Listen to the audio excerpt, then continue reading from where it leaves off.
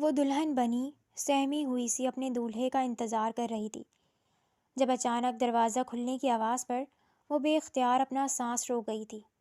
سرخ دوپٹے کے جھروکے سے اپنی جانب آتے اس شاندار مرد کو دیکھا جو بلا شبہ بے پناہ حسن و وجاہت کا مالک تھا۔ وہ حسین مرد اب اس کے سامنے بیٹھ کر اس کے دونوں ہاتھ تھام گیا تھا۔ تم کیا تم میری ہو؟ اب تم مجھ سے محبت کرتی ہو نا؟ مقابل کے ہاتھوں کی گرفت جنونی سی تھی جبکہ اس کا لہجہ معصومیت بھرا تھا۔ حرم البتہ خاموش رہی تھی، سمجھ ہی نہیں آیا کہ کیا جواب دے۔ آہ! مقابل کے ہاتھوں کی گرفت اس کی کلائیوں کے گرد سخت ہوئی تھی جس کے سبب اس کے لبوں سے بے اختیار کراہ نکلی تھی۔ اس نے اس قدر زور سے اس کی کلائیوں کو جکڑا ہوا تھا کہ اسے درد ہونے لگا تھا۔ وہ مسلسل گرفت بڑھا رہا تھا جس کے سبب حرم نے بے اختیار مزاحمت کرتے ہوئے اپنی کلائیاں چھڑوانی چاہی تھیں، مگر اس کی مزاحمت کرتے ہی وہ شخص بے اختیار اس کی کلائیاں بے دردی سے مروڑ گیا تھا۔ حرم کی چیخ بے ساختہ تھی، تم میری نہیں ہو؟ تم مجھ سے محبت نہیں کرتی ہے نا؟ تو پھر یہاں کیا کر رہی ہو؟ کیوں آئی ہو میرے پاس؟ کیا چاہتی ہو مجھ سے؟ وہ خوبرو شخص اچانک ہی اسے دھکیل کر زور زور سے چیخنے لگا تھا۔ حرم پیچھے کو گرتی سہم کر بیک گراؤنڈ سے لگ کر اب اس شخص کا پاگل پن دیکھنے لگی جب اس کا شوہر تھا۔ وہ شخص اب بری طرح چیختا ہوا کمرے کی ہر شے اٹھا اٹھا کر پھینک رہا تھا، جبکہ حرم بیک گراؤنڈ سے لگی خوف سے کانپتی ہوئی یہ سب سمجھنے کی کوشش کر رہی تھی۔ یہ کیا ہو گیا تھا؟ اس نے اپنے لیے ایسا ہمسفر تو کبھی نہ سوچا تھا۔ یہ تو کوئی سائیکو پاگل شخص تھا۔ وہ بہتی آنکھوں کے ساتھ اس شخص کو دیکھنے لگی۔ یہ اس کی ماں نے اسے کہاں پھنسا دیا تھا؟ حرم کی ماں نے پیسوں کی خاطر اس کی شادی اپنے کسی جاننے والوں کے بیٹے حماد سے کر دی تھی جو کہ دبئی میں مقیم تھا۔ اس کا نکاح اسکائپ پر ہوا تھا اور پھر اس کے ڈاکومنٹس وغیرہ بنوا کر اسے اکیلے یہاں بھیج دیا گیا تھا۔ حرم اس عجیب و غریب سی شادی پر ہی پریشان تھی جس میں نہ تو کوئی رسم ہوئی، نہ بارات آئی، نہ دولہا آیا، بلکہ اسے اکیلا ہی رخصت کر کے دیار غیر بھیج دیا گیا۔ حرم کو ایئرپورٹ پر لینے بھی ایک بزرگ خاتون اور ڈرائیور آیا تھا۔ حرم کو ان خاتون سے پتہ چلا کہ اس کے شوہر حماد کے ماں باپ نہیں ہیں، نہ ہی کوئی بہن بھائی ہیں۔ جو رشتہ دار ہیں وہ بھی اس سے کوئی تعلق نہیں رکھتے۔ وہ خاتون ان کی خاندانی ملازمہ تھی جس نے بچپن سے حماد کو پالا تھا اور حماد کے ماں باپ کے جانے کے بعد بھی وہ اس کے ساتھ تھی۔ انہی خاتون نے اسے دلہن کی طرح سجا کر اس عالی شان سے بیڈ روم میں بٹھایا تھا، یہ کہتے ہوئے کہ وہ حماد کو بھیجتی ہیں۔ وہ اپنے شوہر سے پہلی ملاقات کو لے کر کافی نروس سی تھی، مگر اس شخص کا پاگل پن دیکھ کر وہ بری طرح ڈر گئی تھی۔ اس کی ماں پیسوں کی خاطر اس کی شادی ایک پاگل انسان سے کروا چکی تھی۔ وہ اپنی قسمت پر ماتم کرتی بری طرح رونے لگی تھی۔ اگر تم مجھ سے محبت نہیں کرتی تو یہاں کیوں بیٹھی ہو؟ نکل جاؤ میرے کمرے سے، جاؤ! وہ شخص چیختا چلاتا اب اس کی جانب آ کر اسے بازو سے پکڑ کر باہر کی جانب دھکیل گیا تھا۔ وہ دلہن بنی ٹھنڈے فرش کا حصہ بنی تھی جبکہ اس کا شوہر اسے شادی کی پہلی رات اپنے کمرے سے نکال کر دروازہ بند کر گیا تھا۔ خوف و تذلیل اور اکیلے پن کے احساس سے وہ وہیں پر بیٹھ کر پھوٹ پھوٹ کر رونے لگی تھی۔ کیا یہ تھی اس کی قسمت؟ اس کا مقدر ایک وحشی پاگل شخص۔ اماں بھی، حماد کی دائی ماں، اسے فرش پر بیٹھا دیکھ کر اپنے کمرے میں لے آئی تھی۔ مجھے یہاں نہیں رہنا، مجھے جانا ہے یہاں سے، میں اس پاگل انسان کے ساتھ نہیں رہ سکتی، وہ مجھے مار دے گا، پلیز مجھے جانے دیں، مجھے واپس اپنے گھر جانا ہے۔ حرم ان کے سامنے ہاتھ جوڑ کر بری طرح روتے ہوئے بولی تھی۔ آپ غلط سمجھ رہی ہو، حماد بابا ایسے نہیں ہیں، وہ آپ کو نقصان نہیں پہنچائیں گے، بس ان کے ساتھ تھوڑا نرمی سے پیش آنے کی ضرورت ہے۔ اور آپ اب واپس کہاں جائیں گی؟ آپ کی سوتیلی ماں نے سب کچھ جانتے ہوئے بھی آپ کا سودا کر دیا ہے، آپ کی شادی کے بدلے بہت بھاری رقم لی ہے اور اب وہ آپ کو قبول نہیں کریں گی، اب یہی آپ کا گھر ہے۔ ان خاتون نے رسان سے سمجھایا تو حرم بلک بلک کر رو پڑی تھی۔ آپ ابھی صدمے میں ہیں، مجھے یقین ہے آپ کو وقت لگے گا یہ سب قبول کرنے میں، مگر اب یہی آپ کی قسمت ہے۔ میں جانتی ہوں آپ نے بھی زندگی میں بہت سی مشقتیں جھیلی ہیں، آپ بھی اندر سے ٹوٹی ہوئی ہیں، بالکل حماد بابا کی طرح۔ دو ٹوٹے ہوئے انسان ہی مل کر ایک دوسرے کو جوڑ سکتے ہیں۔ جس طرح آپ کا کوئی نہیں، ویسے ہی حماد بابا کا بھی کوئی نہیں ہے۔ میں نے بہت سوچ سمجھ کر آپ کا انتخاب کیا ہے۔ مجھے یقین ہے آپ ہی ہیں جو حماد بابا کا سہارا بنیں گی اور انہیں اس اذیت سے نکال لیں گی۔ اماں بھی اسے سمجھا کر کمرے سے نکل گئی تھی، جبکہ پیچھے خرم اپنے ماں باپ کو یاد کرتی مزید شدت سے رونے لگی تھی، جبکہ دوسری جانب اپنے کمرے کا حشر بگاڑ کر وہ حسین مرد بھی اب ساکت سا بت بنا زمین پر الجھی بکھری حالت میں بیٹھا کسی غیر مرئی نقطے کو گھور رہا تھا۔ مجھ سے کوئی محبت نہیں کرتا، میرا کوئی نہیں۔ اس کے لبوں نے بے آواز جنبش کی تھی، ایک آنسو اس کی آنکھ سے نکلتا اس کے گال پر پھسلا تھا۔ وہ دونوں ہی دبئی کے اس پوش ایریا میں بنے اس عالیشان سے فلیٹ کے مختلف کمروں میں ٹوٹی بکھری حالت میں اپنی اپنی قسمت پر رو رہے تھے۔ ان کی تقدیر میں کیا لکھا تھا یہ تو وقت ہی بتانے والا تھا۔ خرم اگلی صبح اٹھی تو ایک میڈ اسے ناشتے کی میز پر بلانے کے لیے آئی، مگر خرم رات کو ہوئے حادثے کے بعد بری طرح خوفزدہ تھی، اس لیے اس شخص کے خوف سے اس نے کمرے سے باہر نکلنے سے ہی انکار کر دیا، جس پر وہ ملازمہ اس کا ناشتہ کمرے میں ہی لے آئی تھی۔ خرم پورا دن کمرے میں ہی دبکی بیٹھی رہی تھی۔ بالآخر شام کو وہ تنہائی سے تنگ آ کر ڈرتے ڈرتے کمرے سے باہر آئی۔ وہ اماں بھی سے بات کرنا چاہتی تھی، جب سامنے لاؤنج میں اس شخص کو بیٹھے دیکھ کر وہ خوف سے اپنا سانس روکتی دبے قدموں پیچھے کی جانب قدم بڑھانے لگی۔ ارادہ پھر سے اپنے کمرے میں بند ہونے کا تھا۔ جب اس شخص کی بات سنتی وہ ساکت ہوئی تھی۔ آپ نے مجھ سے جھوٹ بولا اماں بھی، آپ نے کہا وہ لڑکی میری اپنی ہے، وہ مجھ سے محبت کرے گی، مگر وہ بھی باقی سب کی طرح ہے، وہ مجھ سے محبت نہیں کرتی، مجھ سے کبھی کوئی محبت نہیں کر سکتا، میرا کوئی اپنا نہیں۔ وہ بھرپور شخص شکست خوردہ انداز میں بالکل کسی معصوم سے بچے کی مانند بولتا خرم کو ساکت کر گیا تھا۔ آپ کو اسے تھوڑا وقت دینا چاہیے نا، وہ اب آپ کی بیوی ہیں اور وہ آپ سے محبت بھی کریں گی اور ہمیشہ آپ کے ساتھ رہیں گی، وہ کبھی آپ کو نہیں چھوڑیں گی، آپ کو بس ان کے ساتھ نرمی اور محبت سے پیش آنا ہے۔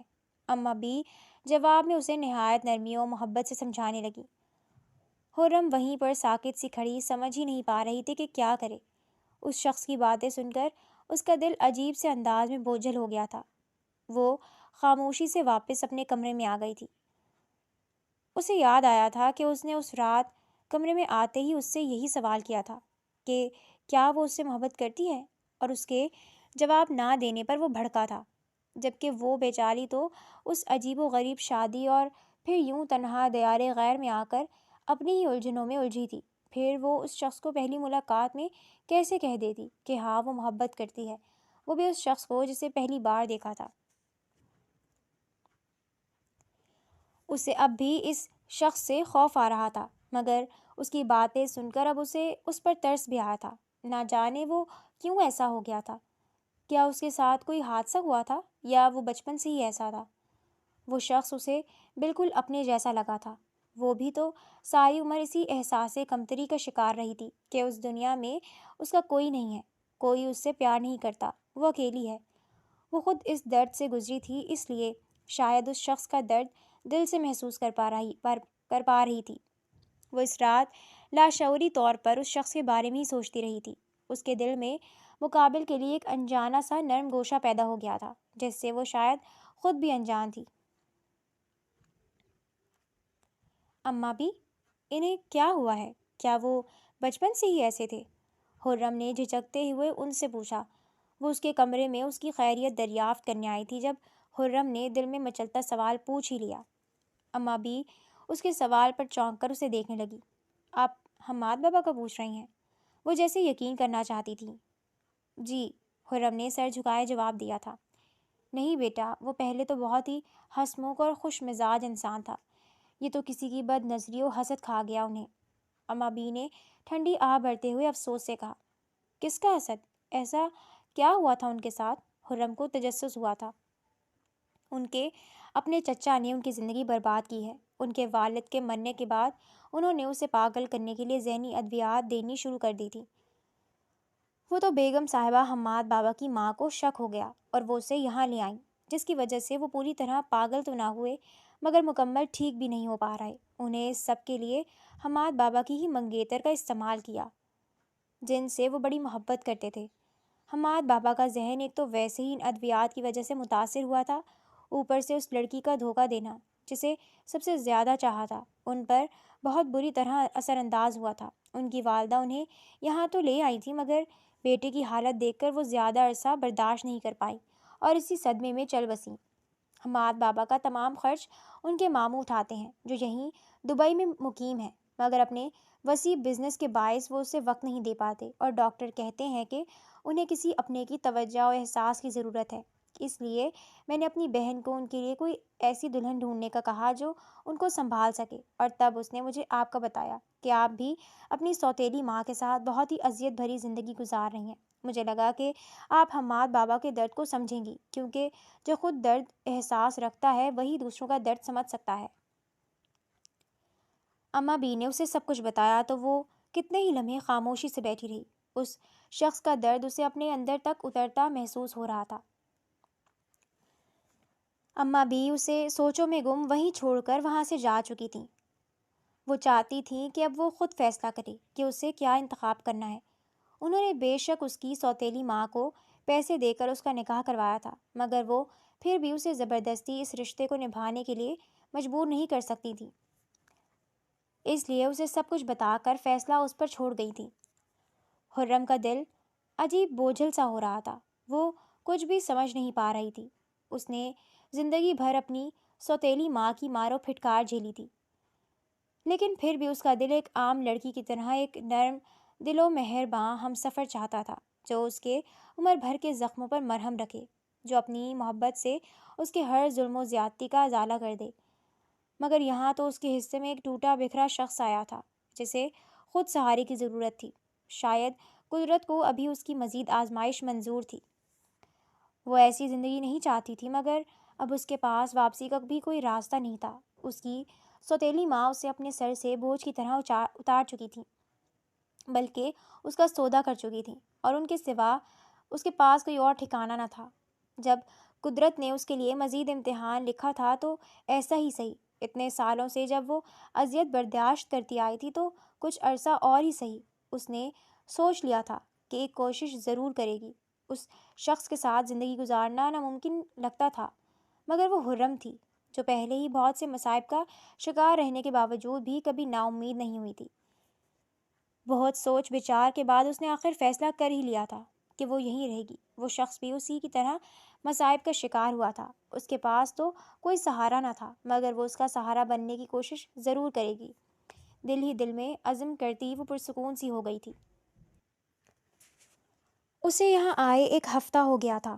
وہ دل ہی دل میں فیصلہ تو کر چکی تھی کہ وہ اس شخص کو قبول کرے گی، مگر اس شخص کا خوف اب بھی اس کے رگ و جاں میں ایسا سمایا ہوا تھا کہ وہ کسی صورت مقابل کے سامنے جانے کی ہمت نہیں کر پاتی تھی۔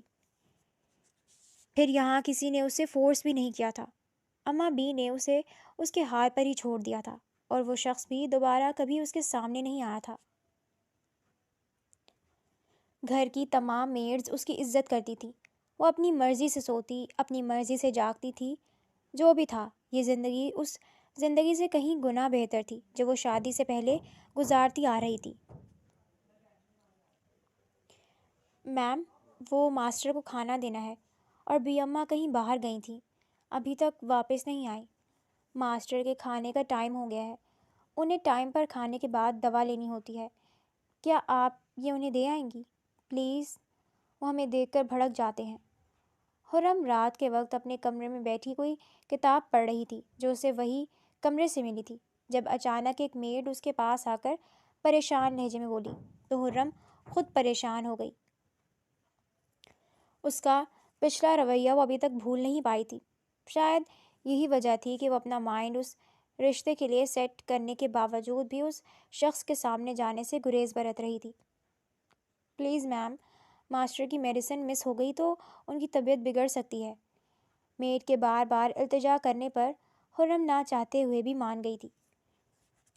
وہ کھانا اور میڈیسن لے کر اس شخص کے کمرے کے باہر آئی تو 2 میڈز اس کے ساتھ ہی تھیں جنہوں نے کھانے کی ٹرالی پکڑ رکھی تھی۔ خرم نے ایک گہرا سانس لے کر ان کے اشارے پر دروازہ ہلکے سے نوک کیا، مگر اندر سے کوئی آواز نہیں آئی تھی۔ وہ اب ان میڈس کا منہ دیکھنے لگی کہ اب کیا کرے۔ وہ اسے اندر جانے کا بول رہی تھی، جس پر خرم کا سانس سوکھا، مگر ان کے اصرار پر وہ ڈرتے ڈرتے دروازہ کھول کر اندر داخل ہو گئی تھی۔ وہ میڈز وہی دروازے سے ہی ٹرالی اندر کی جانب کرتی دروازہ بند کر کے وہاں سے جا چکی تھی، جبکہ خرم جو کہ ان ملازماؤں کا ساتھ پا کر ہی کچھ ہمت کرتی یہاں آ گئی تھی، ان کے اچانک اسے یوں چھوڑ کر جانے پر وہ رونے والی ہو گئی تھی۔ تم تم یہاں کیا کر رہی ہو؟ حماد واش روم سے باہر آتا اسے اپنے کمرے میں کھڑا دیکھ کر ماتھے پر بل ڈالے اسے گھورتے ہوئے پوچھنے لگا۔ اس کی آواز پر خرم بے اختیار خوف سے اچھلی تھی۔ میں یہ کھانا لائی تھی، آپ یہ کھا لیں، پھر آپ کو میڈیسن بھی لینی ہے۔ خرم نے تھوک نگلتے ہوئے بڑی ہمت کرتے ہوئے کہا، مجھے نہیں کھانا تمہارے ہاتھ کا کھانا، مجھے پتہ ہے تم مجھے بالکل پسند نہیں کرتی، میں تمہاری بات نہیں مانوں گا۔ وہ لمبا چوڑا خوبرو مرد بچوں کی طرح نروٹھے انداز میں اسے دیکھ کر منہ بناتے ہوئے بولا تو خرم اسے دیکھ کر رہ گئی۔ اس کا معصوم انداز اس کے اندر سے خوف و گھبراہٹ کو ختم کر گیا تھا، جس کا اسے خود بھی شاید اندازہ نہیں تھا۔ کس نے کہا میں آپ کو پسند نہیں کرتی؟ آپ تو بہت ہی پیارے ہو۔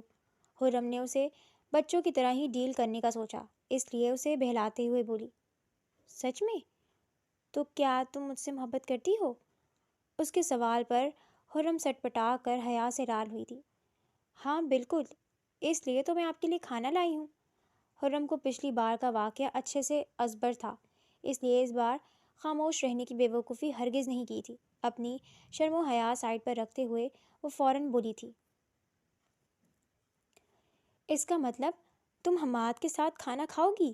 وہ بے یقینی سے اپنی جانب انگلی کرتا ہوا جسے یقین دہانی چاہتا تھا۔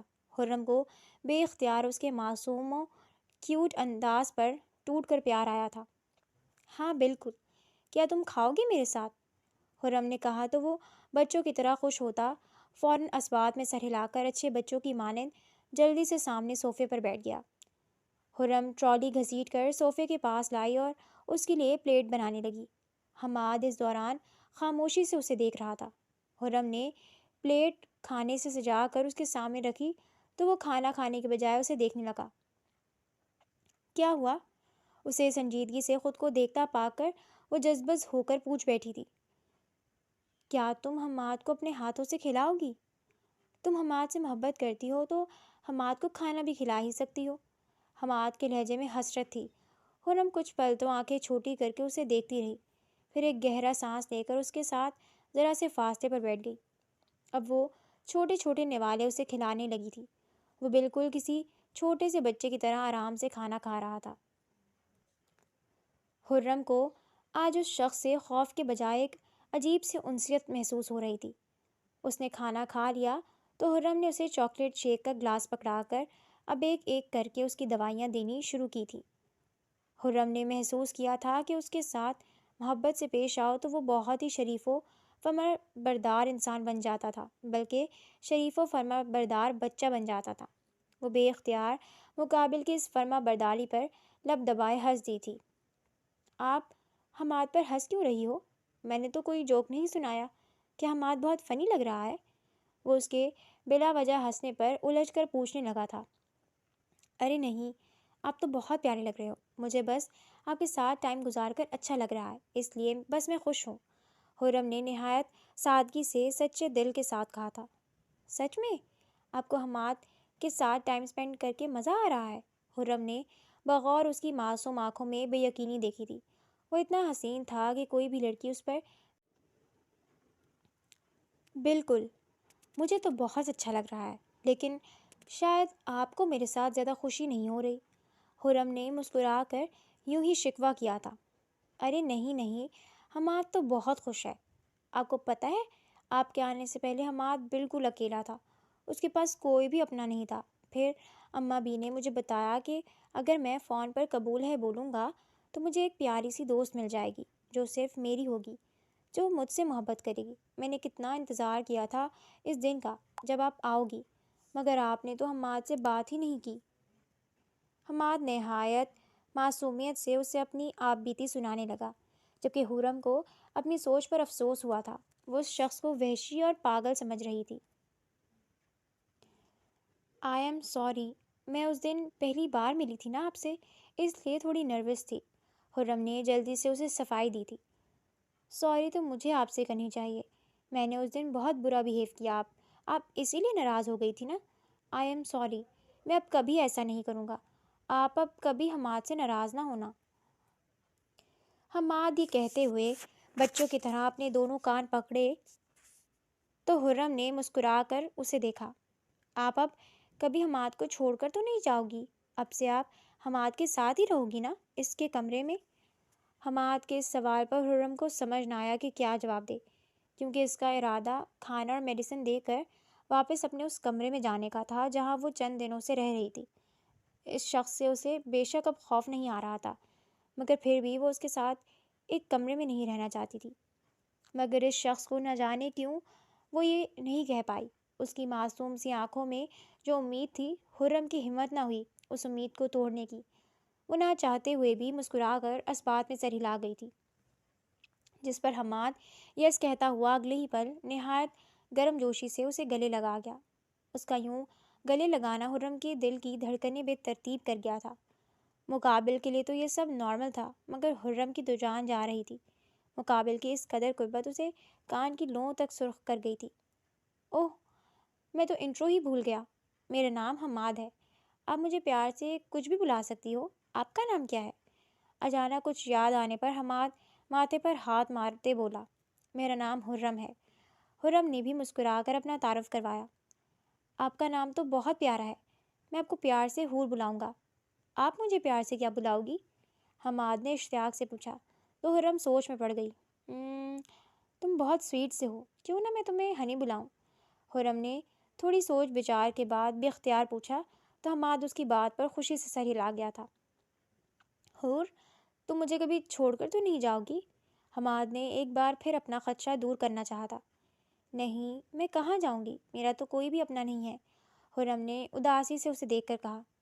لیکن اب تو میں ہوں نا تمہارا اپنا، میں تم سے ہمیشہ محبت کروں گا، تمہیں کہیں بھی نہیں چھوڑ کر جاؤں گا۔ حماد کے الفاظ پر حرم کی آنکھوں میں بے اختیار آنسو چمکے تھے۔ مقابل کے نہ سمجھی میں کہے گئے الفاظ اسے معتبر کر گئے تھے۔ اماں بھی، جنہوں نے جان بوجھ کر ان دونوں کو قریب کرنے کے لیے سب کیا تھا، وہ کمرے کی گیلری میں بنی کھڑکی سے ان دونوں کی ہنستا مسکراتی آوازوں پر پرسکون ہوتی اب وہاں سے ہٹ کر اپنے کمرے کی جانب بڑھ گئی تھیں۔ حرم کی صبح آنکھ کھلی تو اس حسین مرد کو بچوں کی طرح خود سے چپک کر سوتے دیکھ کر وہ شرم و حیا سے لال ہوئی تھی۔ اسے یقین ہو گیا تھا کہ اس کا شوہر اپنی معصومیت و بچپنے میں اس کی جان نکال دے گا ایک دن۔ اس نے دہکتے ہوئے گانوں کے ساتھ سوچتے ہوئے ایک نظر اس کے حسین چہرے کو دیکھا۔ وہ شخص بلا شبہ بلا کا حسین تھا۔ حرم کو دل ہی دل میں اپنی قسمت پر رشک ہوا تھا۔ وہ کتنے ہی لمحے اسے دیکھتی رہی تھی، پھر اپنی اس حرکت پر شرما کر اس کے حصار سے نکل گئی۔ وہ دونوں ساتھ میں ہی ناشتے کے لیے کمرے سے نکلے تھے۔ بی اماں نے حماد کو مسکراتے دیکھ کر شکر کا سانس لیا تھا، جبکہ حرم بھی اس کے ساتھ کافی پرسکون لگ رہی تھی۔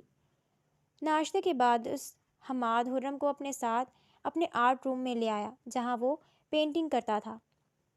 وہ بڑا سا کمرہ تھا جہاں ہر سائز کے بڑے چھوٹے کینوس موجود تھے۔ ایک طرف بڑی سی الماری آرٹ کے مختلف ساز و سامان سے بھری ہوئی تھی۔ حماد نے نہایت پرجوش سا اسے اپنی بنائی گئی پینٹنگز دکھائیں تو وہ حیران رہ گئی۔ اس کی ذہنی حالت کے لحاظ سے اس کی بنائی گئی پینٹنگز نہایت ہی دلکش تھیں، اور یہ بات حرم کو حیرت میں مبتلا کر گئی تھی۔ حور، آپ ادھر بیٹھو، میں آپ کی پینٹنگ بناتا ہوں۔ حرم بغور وہ خوبصورت پینٹنگز دیکھ رہی تھی جب اچانک حماد نے نہایت ہی ایکسائٹڈ انداز میں کہا۔ حرم نروس سی اسٹول پر بیٹھ گئی جہاں حماد بول رہا تھا، جبکہ حماد اب سامنے کھڑے کینوس میں پیپر سیٹ کرتے، اب برش اٹھاتے کینوس پر چلانے لگا تھا۔ حور البتہ یک ٹک اسے نہایت سنجیدگی سے یہ سب کرتے ہوئے دیکھ رہی تھی۔ وہ پینٹ کرتے ہوئے نہایت ہی سوبر اور وقار سا انسان لگ رہا تھا۔ ایسا لگتا ہی نہ تھا کہ اس شخص کو کوئی ذہنی مسئلہ بھی ہے۔ پھر اس کی بنائی گئی پینٹنگز بھی کمال تھیں۔ ایک ذہنی مریض بھلا اتنا ٹیلنٹڈ کیسے ہو سکتا ہے؟ خرم یہی سوچ کر الجھی تھی۔ وہ اس وقت بالکل ایک عام انسان لگ رہا تھا، بالکل نارمل بیہیو کر رہا تھا۔ ہو گیا۔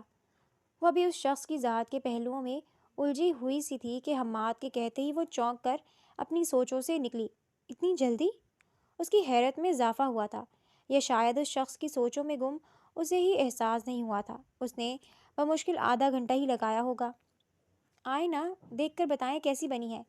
اس کے کہتے ہی وہ اٹھ کر کینوس کے سامنے آئی تھی۔ مقابل نے واقعی کمال کی پینٹنگ بنائی تھی۔ خرم ستائشی نظروں سے اپنی تصویر کو دیکھ رہی تھی، جسے نہایت ہی خوبصورتی اور کمال مہارت کے ساتھ مختلف رنگوں میں کینوس پر اتارا گیا تھا۔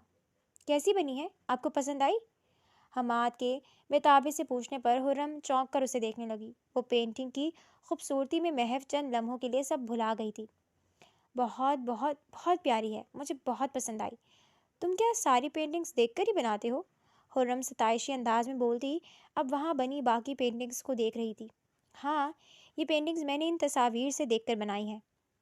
وہ خرم کو اب ایک خوبصورت نیچر کی تصاویر سے بھری البم دکھاتے ہوئے بتانے لگا۔ وہ اب اسے نہ جانے کہاں کہاں کے قصے سنا رہا تھا۔ خرم کو احساس ہو رہا تھا کہ اس کی کچھ باتیں اور حرکات بالکل نارمل ہوتی تھیں۔ ان دونوں نے ہی وہ خوبصورت دن ایک دوسرے کی سنگت میں گزارا تھا۔ حماد خرم کے ساتھ بے حد خوش تھا، جبکہ خرم بھی بہت مطمئن تھی۔ ہاں، اس نے ایسی زندگی کے خواب نہیں دیکھے تھے جہاں اسے شوہر کے روپ میں ایک بچہ مل جائے، مگر وہ پھر بھی مطمئن تھی۔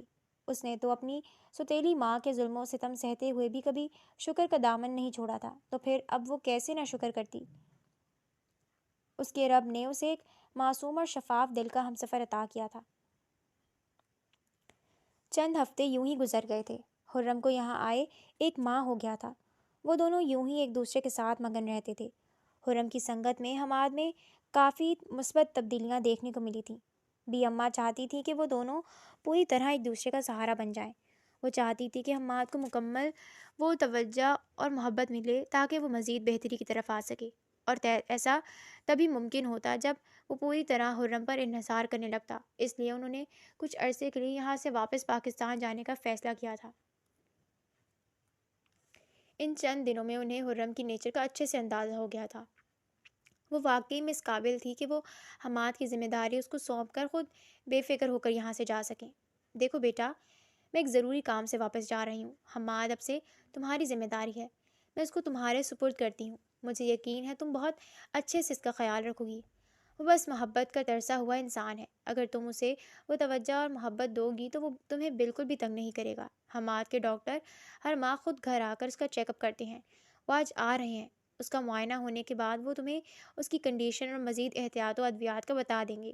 اسے بس نرمی سے ڈیل کرنے کی ضرورت ہے۔ بیٹا، اس کا خیال رکھنا۔ بی اماں اسے ڈھیروں ہدایات دیتی وہاں سے جا چکی تھی۔ خرم ان کے جانے سے تھوڑا پریشان تو ہوئی تھی، مگر کہہ نہ سکی تھی۔ اسی شام ڈاکٹر حماد کا چیک اپ کرنے آئے تھے۔ اس کا معائنہ کرتے ہوئے وہ کافی پر امید لگ رہے تھے۔ ان کا کہنا تھا کہ حماد کی رپورٹس میں پہلے کی بنسبت کافی بہتری نظر آئی ہے۔ اگر اسی طرح اس کی طبیعت میں سدھار آتا رہا تو وہ بہت جلد مکمل صحت یاب ہو جائے گا۔ خرم کو ڈاکٹر سے پتہ چلا تھا کہ اس کی کنڈیشن ایک مخصوص حد تک نارمل ہونے پر اس کا ایک مائنر سا آپریٹ کرنا ہوگا، جس کے بعد وہ مکمل صحت یاب ہو جائے گا۔ لیکن اس سب سے پہلے اس کا امیونٹی لیول اسٹرانگ ہونا ضروری ہے، جو کہ ابھی بہت کمزور ہے۔ اسے زیادہ سے زیادہ توجہ و محبت کی ضرورت تھی تاکہ وہ اس فیز سے باہر آ سکے۔ بی اماں کے جانے کے بعد حماد پوری طرح اسی پر منحصر ہو گیا تھا۔ وہ اس کی ہر چھوٹی سے چھوٹی ضرورت کا خیال رکھتی تھی، اس کا کھانا پینا، میڈیسن وغیرہ۔ وہ اپنے الفاظ سے اسے ہمہ وقت اپنے ساتھ و محبت کا یقین دلاتی رہتی تھی۔ حماد اب ایک لمحے کے لیے بھی اسے آنکھوں سے اوجھل نہیں ہونے دیتا تھا۔ اسے خرم کی اس قدر عادت ہو گئی تھی کہ چند لمحے بھی وہ اسے نظر نہ آتی تو وہ بے چین ہو جاتا تھا۔ خرم کو اس کے ساتھ رہتے ہوئے احساس ہو رہا تھا کہ وہ کبھی کبھی بالکل نارمل بیہیو کرتا ہے، جیسے وہ بالکل ٹھیک ہو۔ وقت یوں ہی اپنی رفتار سے گزرتا جا رہا تھا۔ دیکھتے ہی دیکھتے ان کی شادی کو 3 ماہ گزر گئے تھے۔ یہ 3 ماہ ان دونوں نے ہی ایک دوسرے کی سنگت میں بہت ہی خوشگوار گزارے تھے، لیکن اب اس کے آپریشن کا وقت آ گیا تھا۔ کل اس کا آپریشن تھا اور حرم کا دل بہت بری طرح خوف زدہ تھا۔ اگر اس سب کے دوران اسے کچھ ہو جاتا تو شاید وہ بھی زندہ نہیں رہ پاتی۔ پھر ڈاکٹر نے یہ بھی کہا تھا کہ اس کے بعد کچھ بھی ہو سکتا ہے۔ ممکن ہے کہ وہ اپنی یادداشت کھو بیٹھے، یا شاید یادداشت کا کچھ حصہ۔ حرم کا دل اس بات سے بھی بری طرح خوفزدہ تھا کہ اگر وہ ٹھیک ہونے کے بعد اسے بھول گیا تو کیا ہوگا۔ ان چند ماہ میں سائے کی طرح اس کے ساتھ رہتے، اسے ہر پل اپنی محبت کا یقین دلاتے، وہ سچ میں اس سے محبت کر بیٹھی تھی۔ اگر وہ اسے بھول جاتا یا چھوڑ دیتا تو وہ نہ جانے کہاں جاتی۔ اس کے پاس تو اب کوئی سہارا بھی نہ تھا۔ کیا ہوا حور؟ تم اتنی پریشان کیوں ہو؟ وہ انہی سوچوں میں گم بیٹھی تھی جب حماد ہیئر برش تھامے بیڈ پر اس کے ساتھ دھپ سے آ کر بیٹھا۔ نہیں تو میں تو بالکل بھی پریشان نہیں ہوں، حرم نے خود پر قابو پاتے ہوئے اس کے ہاتھ سے برش لیتے اس کے بال برش کرتے ہوئے کہا۔ ہنی، کیا تم مجھے بھول جاؤ گے؟ حرم نے آج اس کی طرح بچوں کے سے انداز میں پوچھا تھا۔ میں آپ کو بھول کر اور کسے یاد رکھوں گا؟ کیا کوئی ہے میرا آپ کے علاوہ حور؟ حماد کے لاپرواہی سے کیے گئے سوال پر حرم کا دل بے اختیار دھڑکا تھا۔ حماد، مجھے کبھی مت چھوڑنا، میں مر جاؤں گی اگر کبھی تم نے مجھ سے منہ موڑ لیا تو، حرم نے اس کا چہرہ ہاتھوں کے پیالے میں لیے بھیگی ہوئی آواز میں کہا۔ اسے دیکھ کر ہی لگ رہا تھا کہ وہ کسی بھی وقت رو دے گی۔ حور، تم ایسی باتیں کیوں کر رہی ہو؟ حماد کیوں بھلا اپنی حور کو چھوڑے گا؟ ہم نے تو پرومس کیا ہے نا کہ ہم ہمیشہ ساتھ رہیں گے، اور حماد کبھی اپنا پرومس نہیں توڑتا۔ حماد اس کی حالت پر پریشان ہو کر اسے یاد کرانے لگا۔ ہنی، مجھے بہت ڈر لگ رہا ہے، آج کیا تم پلیز مجھے حق کرو گے؟ حرم اپنے جذبات کو قابو کرنے میں ناکام ہو کر بے اختیار کہہ بیٹھی تھی۔ نہ جانے اسے کیوں لگ رہا تھا کہ پھر اسے یہ لمحات میسر نہیں آئیں گے۔ اس کے کہتے ہی حماد نہایت گرم جوشی سے اسے گلے لگا گیا تھا۔ حرم کی آنکھوں میں ٹھہرے آنسو بہتے حماد کی سویٹر میں جذب ہو گئے تھے۔ وہ اس کے گرد حصار باندھتی ہی آنکھیں موند گئی تھی۔ اگلی صبح حرم کے اعصاب پر خاصی بھاری ثابت ہوئی تھی۔ وہ آپریشن روم میں جانے تک حماد کے ساتھ رہی تھی، جو کہ ہسپتال آ کر ہی کافی گھبرایا ہوا لگ رہا تھا۔ حرم کی اپنی حالت خراب ہونے کے باوجود بھی وہ اسے مسلسل تسلیاں دے کر بہلاتی رہی تھی، مگر جیسے ہی اسے آپریشن کے لیے لے کر گئے، اس کے سامنے خود کو مضبوط ظاہر کرتی حرم پھوٹ پھوٹ کر رو دی تھی۔ بی اماں بھی چند دنوں پہلے ہی آپریشن کا سن کر واپس آئی تھیں۔ وہ ایسے ٹوٹ کر بکھری تھی کہ بی اماں بھی اسے سمیٹ نہ سکی۔ حرم کو لگ رہا تھا کہ وہ اپنی ہنی کو ہمیشہ کے لیے کھو دے گی۔ اس کی چھٹی حس اسے آگاہ کر رہی تھی کہ آج شاید سب ختم ہو جائے، مگر وہ پھر بھی دل ہی دل میں دعا کر رہی تھی کہ وہ بے شک اپنا ہنی کھو دے، مگر حماد کو کچھ نہ ہو، وہ بالکل صحیح سلامت پہلے جیسا ہو جائے۔ اور اس کی دعائیں رنگ لے آئی تھیں۔ حماد کا آپریشن کامیاب ٹھہرا تھا، وہ اب بالکل ٹھیک تھا اور ہر طرح کے خطرے سے باہر تھا۔ حرم کا دل بے ساختہ رب کے حضور سجدہ ریز ہوا تھا، مگر اس کے دل پر بوجھ ابھی بھی ویسے ہی تھا۔ ڈاکٹرز کا کہنا تھا کہ اس سب میں اس کی یادداشت کس حد تک متاثر ہوئی ہے، یہ اس کے ہوش میں آنے کے بعد ہی پتہ چلے گا۔ بالآخر 5 گھنٹوں کے بعد اسے ہوش آ گیا تھا۔ یہ چند گھنٹے اس پر بہت ہی بھاری گزرے تھے۔ اس کے ماموں جو کہ آج وہی موجود تھے، اس کے ہوش میں آنے کا سن کر وہ سب سے پہلے اس کے کمرے میں گئے تھے۔ اس کی خیر خیریت دریافت کرتے وہ پھر ڈاکٹر کے کیبن کی جانب بڑھ گئے تاکہ ان سے سب ڈسکس کر سکیں۔ جبکہ ان کے باہر آنے کے بعد بی اماں نے حرم کو اندر بھیجنا چاہا، مگر اس نے انکار کر دیا۔ اس میں ہمت نہیں تھی اس کے سامنے جانے کی۔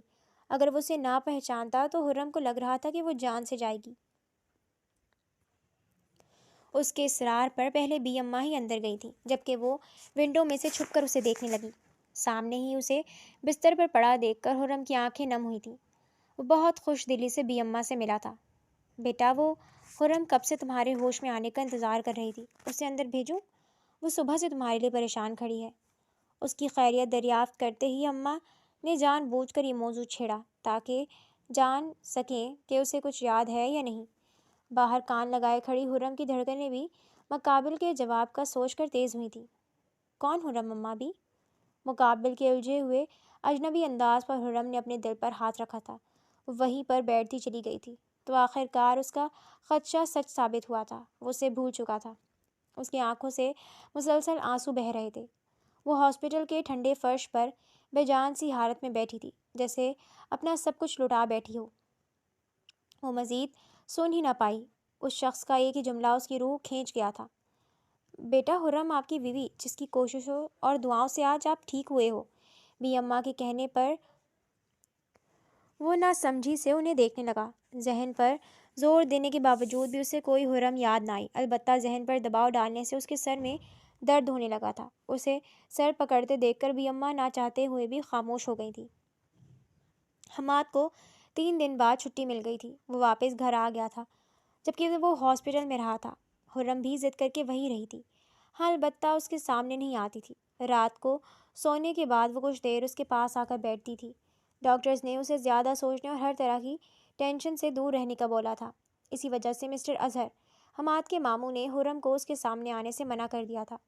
اس کی چھٹی ہونے کے بعد انہوں نے حرم کو ایک الگ اپارٹمنٹ میں بھیج دیا تھا۔ ان کا کہنا تھا کہ وہ ابھی حماد کی طبیعت پر رسک نہیں لے سکتے۔ جب تک وہ مکمل صحت یاب نہیں ہو جاتا تب تک حرم اس سے دور ہی رہے، کیونکہ وہ ان کے بھانجے کی بیوی تھی اور اس نے ہی ان کے بھانجے کو ٹھیک کرنے میں بہت مدد کی تھی۔ اس لیے مسٹر اظہر اس کا خرچہ خود اٹھانے کے لیے تیار تھے۔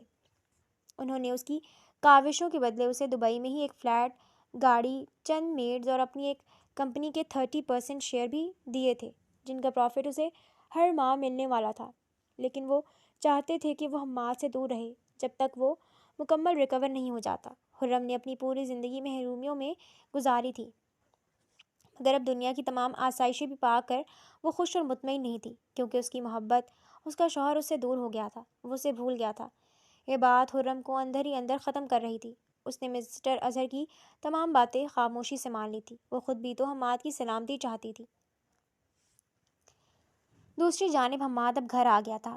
اسے ویسے تو سب یاد تھا، مگر اپنی ماں کی موت کے بعد سے لے کر اب تک کے تمام عرصے کی یادداشت اس کے ذہن کے پردوں سے محو ہو گئی تھی۔ شاید اپنی ماں کی موت کے بعد اس کی حالت مزید بگڑ گئی تھی۔ وہ گھر تو آ گیا تھا اور بظاہر سب ٹھیک تھا، بالکل ویسے ہی جیسے پہلے ہوا کرتا تھا، مگر پھر بھی اسے کچھ ادھورا سا لگتا تھا، جیسے کہ کوئی بہت قیمتی اور ضروری شے جو اس کے ذہن کے پردوں سے نکل گئی ہو، جسے اس کی زندگی میں کچھ مسنگ ہو۔ اس دن کے بعد ہی بی اماں نے کبھی حرم کا ذکر نہیں کیا تھا۔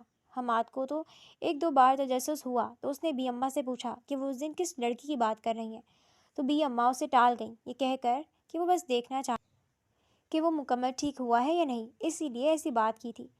ان کی بات پر حماد مطمئن تو نہیں ہوا، مگر خاموش ہو گیا تھا۔ وہ واپس پاکستان جانا چاہتا تھا، اپنے والد کی جائیداد واپس لینے کی خاطر، مگر اس کے ماموں نے اسے روک دیا اور ساتھ ہی اسے یہ بھی بتایا کہ اس کی وہ منگیتر اور چچا جیل کی سلاخوں کے پیچھے ہیں، وہ اس کی جائیداد واپس حاصل کر چکے ہیں اور اس کے مجرموں کو بھی ان کے انجام تک پہنچا چکے ہیں۔ حماد کو گھر آئے 1 ہفتہ ہو گیا تھا۔ وہ پورا دن یوں ہی اپنے کمرے میں رہ کر گزار دیتا تھا۔ ڈاکٹر نے بھی اسے کمپلیٹ ریسٹ بتایا تھا اور ابھی بھی اسے سکون آور ادویات دی جا رہی تھی، جس کے باعث وہ زیادہ تر سویا ہی رہتا تھا۔ مجھے حرم میم اور ماسٹر کے لیے بہت افسوس ہو رہا ہے۔ وہ دونوں ایک ساتھ کتنے خوش اور پیارے لگتے تھے نا۔ نہ جانے حرم میم پر کیا گزر رہی ہوگی۔ وہ کتنی محبت کرتی تھی ماسٹر حماد سے، ایک پل کے لیے ان سے غافل نہیں ہوتی تھی۔ حماد ٹھنڈی ہوا کے لیے کچھ دیر بالکنی میں آیا تھا، جب سامنے لاؤنج کی جانب بنی کھڑکی کے پاس کھڑی 2 میٹس کی بات پر وہ چونکا تھا۔ ان کی باتیں اسے شدت سے یہ احساس دلا رہی تھی کہ اس کی زندگی میں کوئی حرم نامی لڑکی رہی تھی، لیکن شاید وہ اپنی بیماری میں اسے بھول چکا تھا۔ بی اماں اور اب ان میٹس کی بات سننے کے بعد ایک بات تو وہ سمجھ چکا تھا کہ وہ لڑکی شاید اس کی بیوی تھی اور شاید اس سے محبت بھی کرتی تھی، لیکن اگر ایسا تھا تو وہ اب کہاں تھی؟ اگر وہ اس کی بیماری میں اس کے ساتھ رہی تھی تو اس کے صحت یاب ہونے کے بعد کہاں چلی گئی تھی؟ اور یہ سب لوگ کیوں اسے اس کے بارے میں نہیں بتانا چاہتے تھے؟ اس کی منگیتر نے جو کچھ اس کے ساتھ کیا تھا، اس کے بعد سے تو اس کا محبت اور وفا جیسے جذبوں سے اعتبار ہی اٹھ گیا تھا، مگر اس انجانی لڑکی کو لے کر وہ تجسس میں پڑ گیا تھا۔ وہ جاننا چاہتا تھا کہ وہ کون تھی اور ان دونوں کے درمیان کس طرح کا تعلق تھا، اور اب وہ کہاں تھی۔ ایک چیز تو وہ سمجھ گیا تھا کہ یہاں کوئی بھی اسے اس لڑکی کے بارے میں نہیں بتائے گا، اسے خود ہی جاننا تھا۔ سب سے پہلے اس نے آرٹ روم کا رخ کیا تھا، جہاں اس کا موبائل رکھا تھا۔ اس کی طبیعت کی وجہ سے ڈاکٹر نے اسے ہر طرح کی سرگرمیوں سے دور رہنے کو بولا تھا، ساتھ ہی کچھ وقت تک موبائل فون استعمال کرنے سے بھی روکا تھا، جس کی وجہ سے اس کو موبائل اور لیپ ٹاپ اس کے آرٹ روم میں ہی رکھ کر اسے لاک کر دیا گیا تھا۔ حماد نے نہایت ہوشیاری اور خاموشی سے ماسٹرز کی لے کر رات کو سب کے سونے کے بعد آرٹ روم کا رخ کیا تھا۔ اپنی شام کی دوائی اس نے مس کر دی تھی تاکہ نیند نہ آئے۔ آرٹ روم میں آ کر حماد کی نظریں بے اختیار سامنے پڑے سے کینوس پر بنی ایک خوبصورت لڑکی کی پینٹنگ پر پڑی تھی۔ حماد بغور پینٹنگ میں موجود اس خوبصورت لڑکی کو دیکھنے لگا جسے وہ پہلی بار دیکھ رہا تھا، مگر پھر بھی اسے دیکھ کر ایک الگ سی انسیت محسوس ہو رہی تھی۔ حماد کے دل نے گواہی دی تھی کہ یہی حرم ہے، یہ اس کا پرسنل آرٹ روم تھا۔ وہ اس پینٹنگ کو پہچانتا تھا، اس کا انداز بتاتا تھا کہ یہ پینٹنگ اسی نے بنائی تھی، اور اگر اس نے کسی لڑکی کو اپنے آرٹ روم میں لا کر اس کی پینٹنگ بنائی تھی تو مطلب صاف تھا، وہ لڑکی یقیناً بہت ہی خاص تھی اس کے لیے۔ حماد کتنی ہی دیر اس پینٹنگ کو دیکھتا رہا تھا۔ اس لڑکی کو دیکھ کر اس کا دل ایک انجانے احساس کے ساتھ دھڑکا، جیسے پہچانتا ہو اس چہرے کو، جیسے بڑا ہی کوئی گہرا تعلق ہو اس لڑکی کے ساتھ، اس دل کا۔ حماد نے اب وہاں بنی کبرڈ سے اپنا موبائل نکالا تھا۔ اس کا ارادہ اپنے پرسنل گارڈ سے رابطہ کرنے کا تھا، جو کہ اصل میں بی اماں کا بیٹا تھا، ساتھ ہی حماد کا دوست اور گارڈ بھی تھا۔ جب وہ بیمار تھا تو وہ یہیں ہوتا تھا۔ اب وہ کسی وجہ سے اس کے ٹھیک ہونے سے پہلے پاکستان چلا گیا تھا، مگر اسے یقین تھا کہ وہ اس لڑکی کے متعلق جانتا ہے اور اسے بھی ضرور بتائے گا۔ اس نے جو ہی موبائل فون آن کیا، سامنے وال پیپر پر لگی اپنی اور اس لڑکی کی ہنستی مسکراتی تصویر دیکھ کر وہ ساکت سا ہوا تھا۔ وہ اس لڑکی کے گلے میں بازو ڈالے مسکرا رہا تھا، جبکہ وہ بھی شرمیلی سی مسکان لبوں پر سجائے ہوئے شاید موبائل تھامے سیلفی لے رہی تھی۔ حماد نے جلدی سے اپنی موبائل کی گیلری اوپن کی تو وہ پوری طرح اس لڑکی کی اور ان دونوں کی تصاویر سے بھری ہوئی تھی۔ کہیں وہ اسے کھانا کھلا رہی تھی تو کہیں وہ اسے تنگ کرتا ہوا نظر آ رہا تھا، کہیں وہ دونوں آرٹ روم میں رنگوں میں نہائے نظر آ رہے تھے تو کہیں لاؤنج میں گیم کھیلتے ہوئے۔ کچھ تصاویر صرف اس لڑکی کی تھیں جو شاید حماد نے اس کی بے خبری میں لی تھی۔ حماد کے ذہن کے پردوں پر ان تصاویر کو دیکھ کر دھندلے سے مناظر واضح ہونے لگے تھے۔ اسے اپنے سر میں شدید درد اٹھتا محسوس ہوا تھا۔ وہ اگلے ہی پل چکرا کر وہیں گر گیا۔ اسے ہوش آیا تو وہ اپنے کمرے میں اپنے بیڈ پر تھا۔ اس کے ارد گرد دو ڈاکٹرز اور چند نرس موجود شاید اس کا ٹریٹمنٹ کر رہے تھے۔ ایک جانب بی اماں پریشان سی کھڑی تھی۔ اس کے ماموں ملک سے باہر گئے ہوئے تھے، اس لیے انہیں ابھی خبر نہیں ہوئی تھی۔ بی اماں جو رات کو اکثر اسے دیکھنے آتی تھی، اسے کمرے میں نہ پا کر انہوں نے پریشانی سے اسے تلاش کیا تو وہ انہیں بے ہوش پڑا ملا۔ انہوں نے فوراً ڈاکٹر کو کال ملائی اور دو گارڈز کو بلا کر اسے کمرے میں پہنچایا۔ تب تک ڈاکٹرز کی ٹیم بھی پہنچ گئی تھی۔ وہاں پر بہت سے لوگ موجود تھے، مگر حماد کی آنکھوں کے سامنے صرف ایک ہی چہرہ واضح تھا۔ وہ تھا حرم کا چہرہ، اس کی حور جو کہ وہاں پر کہیں نہیں تھی۔ اسے سب یاد آ گیا تھا، حرم کے ساتھ گزرا ایک ایک لمحہ، وہ ان کے آخری رات کے لمحات، اس کے خدشے، اس کے آنسو۔ مگر تشویشناک بات یہ تھی کہ وہ اس کے ٹھیک ہونے کے بعد کہاں چلی گئی تھی، اور سب لوگ کیوں اس سے حرم کے متعلق چھپا رہے تھے۔ بی اماں، حور کہاں ہے؟ بی اماں جیسے ہی اس کے قریب آئیں، وہ تڑپ کر بولا تھا۔ بی اماں ساکت سے اسے دیکھنے لگی۔ بی اماں مجھے بتائیں، کہاں ہے میری حور؟ وہ میرے پاس کیوں نہیں ہے؟ اس نے وعدہ کیا تھا وہ مجھے کبھی نہیں چھوڑے گی، تو اب کہاں چلی گئی وہ مجھے اس حالت میں چھوڑ کر، جب مجھے اس کی سب سے زیادہ ضرورت ہے؟ حماد چیختے ہوئے بولا تو ڈاکٹرز بھی پریشان ہو گئے۔ دیکھیں، ان کے لیے یہ سب ٹھیک نہیں ہے، یہ جنہیں بلا رہے ہیں انہیں فوراً یہاں بلائیں، ورنہ یہ اچھا نہیں ہوگا ان کے لیے۔ ڈاکٹر کی بات پر بی اماں کے چہرے کا رنگ سفید ہوا تھا۔ حماد بابا، حور کہیں نہیں گئی، وہ یہیں ہے، آپ کے ٹھیک ہونے کا انتظار کر رہی ہے۔ اب اسے پہچان نہیں رہے تھے، اور ڈاکٹرز نے منع کیا تھا کہ آپ کے دماغ پر زور نہ پڑے، اسی لیے ہم نے اسے دوسرے اپارٹمنٹ میں بھیج دیا۔ بی اماں کی بات پر حماد کچھ پرسکون ہوا، مگر ان کی بات انہیں تڑپا گئی تھی۔ تو آخر اس کا معصوم خدشہ سچ ہو گیا، وہ اپنی حور کو ہی بھول گیا تھا، وہ جس نے اس وقت اسے تھاما جب وہ خود ہی اپنے آپ سے نفرت کرتا تھا۔ ٹھیک ہو کر وہ اسے ہی بھلا بیٹھا تھا۔ نہ جانے اس معصوم پر کیا گزری ہوگی، وہ کس قدر اذیت میں ہوگی، کتنی اکیلی ہو گئی۔ میں اسے بلا لیتی ہوں حماد بابا، آپ فکر نہ کریں۔ بی اماں فوراً بولی تھی۔ نہیں بی اماں، میں خود جانا چاہتا ہوں اس کے پاس، میں خود اسے اپنے پاس لانا چاہتا ہوں۔ حماد نے انہیں روکتے ہوئے کہا تو وہ پریشانی سے پہلے اسے پھر ڈاکٹرز کو دیکھنے لگی جو خود پریشان تھے، مگر اس وقت اس کی کنڈیشن ایسی نہیں تھی کہ اسے کسی چیز سے منع کیا جاتا۔ حرم اپنی کمرے کی کھڑکی کے پاس اداس سی کھڑی تھی۔ وہ پورا دن یوں ہی گمسم سی گزار دیتی تھی، اس کے پاس سب کچھ ہوتے ہوئے بھی جیسے کچھ نہ تھا۔ وہ ایک شخص اس کی زندگی ویران کر گیا تھا۔ وہ تھا تو زندگی کا ہر رنگ خوبصورت تھا، وہ دور ہو گیا تو جیسے اس کے لیے ہر رنگ پھیکا پڑ گیا تھا۔ اس کا پورا دن اس شخص کی یادوں میں گم گزر جاتا تھا جو کہ اسے پوری طرح بھلا چکا تھا۔ وہ اکثر ساری رات روتی رہتی تھی، شاید اس کی آزمائشیں کبھی ختم نہیں ہونے والی تھی۔ وہ اس وقت بھی اسی شخص کو یاد کر رہی تھی جو اس کے دل و جان میں خون کی مانند دوڑتا تھا جب دروازہ کھل کر بند ہونے کی آواز آئی۔ مگر وہ پھر بھی ویسے ہی بیٹھی رہی، مگر جب کسی نے نہایت نرمی اور اسے اپنے حصار میں لیا تو وہ بری طرح چونک گئی۔ حور؟ سرگوشی میں پکارے جانے والے اپنے نام کی باز گشت اس کی نم آنکھوں میں آنسو لے آئی تھی۔ آئی ایم سوری، حماد نے پھر آپ کو ہرٹ کیا۔ حماد بہت برا ہے نا، پلیز مجھے معاف کر دیں۔ وہ اس کا رخ اپنی جانب کرتا نہایت محبت سے اس کے آنسو صاف کر کے بچوں کی طرح کان پکڑ کر بولا تو حرم اپنے ہنی کو اتنے عرصے بعد اپنے سامنے پا کر آنسو بھری آنکھوں کے ساتھ ہنس کر اس کے سینے سے لگ گئی۔ حماد نے بھی نہایت محبت سے اسے سمیٹ لیا تھا۔ تمہیں میں یاد ہوں؟